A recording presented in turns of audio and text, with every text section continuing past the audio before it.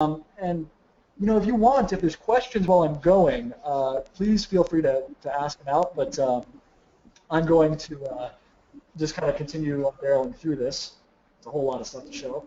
So one way I like to work a lot of times, I'll do a very rough sculpture in ZBrush, and then I will do Photoshop on top of it to kind of solve some design problems quickly. But ZBrush has gotten better and better over the years, and now a lot of this stuff I just do right in ZBrush. So I don't actually have to spend the time painting it all the time. A lot of times I'll do a quick thing in ZBrush, maybe do 2 or 3 quick things in ZBrush, and then do a little tiny bit of Photoshop on top to come up with a direction. Now these are for some internal projects for myself for classes. So a lot of times I would never show a client this kind of work unless it was unless they were very open to it or I trusted that they could look at something rough. These days with film especially, you need to show stuff that looks almost like it showed up on set. So we'll go through a few more of these. So quickly, a little Dynamesh sculpt on the side here. I made some accessories for him, new teeth, jackets, hair, all that stuff. And then we'll get into some of the comps. So these are all done in ZBrush in multiple layers and then painted up in Photoshop, heavily painted up in Photoshop, I will say, to get the kind of look that I liked. Now, a lot of people might be wondering about like Keyshot versus ZBrush.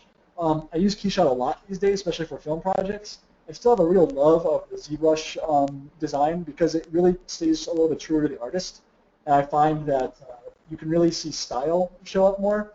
Keyshot ends up being amazing, but a lot of times because it's so beautiful and so photoreal, everyone's work starts to feel a little bit the same. So I'm always trying to break that and give some personality to the renders.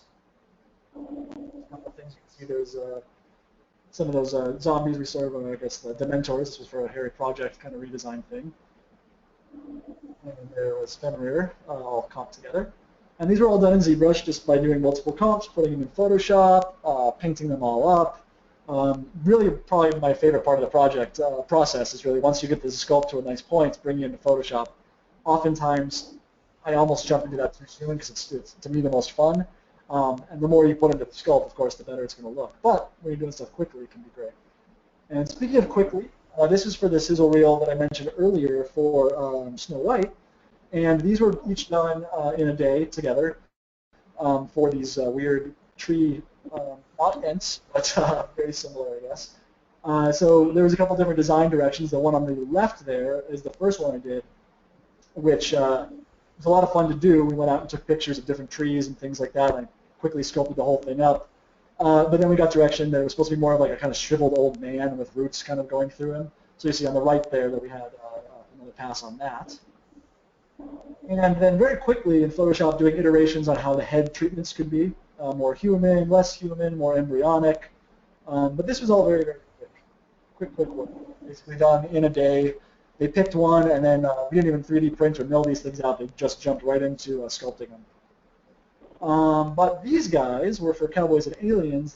This was actually the final head done. We even did 3D prints of this, and I'll show you those in a second. And it was pretty amazing the way that we ended up going through it. We didn't think we were going to be able to. Originally, we were going to do a clay press on it, which is when you take a sculpture, mold it, and then you actually, instead of doing like a latex or a resin, you actually pull it out as clay, and the sculptors would then go to town on it. Because of testing we were doing there at Legacy with Scott and Jason Lopes, we ended up realizing we could do a lot of stuff with our 3D printers. Here's some concept art from that. Jump ahead. So originally we just did the maquette. A lot of the detail didn't show up as poor detail and stuff like that at scale, so that was brought in with paint. But here's a final one I'll put up. We had a bunch of magnetic things because we ended up changing the head out because of a movie came out that had one that was too close to what we were originally doing. So they weren't really sure about what head to do, so we ended up taking the head off, doing like 12 different designs to get a final head picked. And that one, the one that you see back here,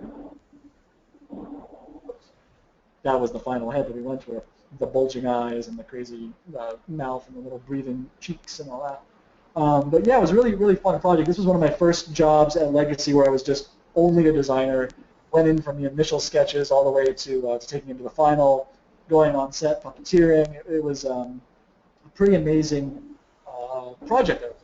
I still haven't seen the movie, but I'm sure it is fantastic. So here's some of the early stuff we did where you could see a clay press being done. But this was just done as a solid piece. We did 4 quadrants and put it together once we printed it out.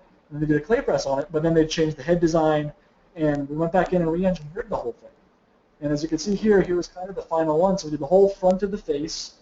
His cheeks were separate. The eyes were separate because those were going to be a very flexible material, so the eyes could bulge through. We even 3D printed the eyes. It was pretty amazing project in terms of testing the limits of what this technology could do, and I learned a heck of a lot. But the body was so big that 3D printing internally would have been just so expensive. So we ended up doing a foam mill, and the sculptors went in and added all the detail back in that was lost onto these giant foam builds. So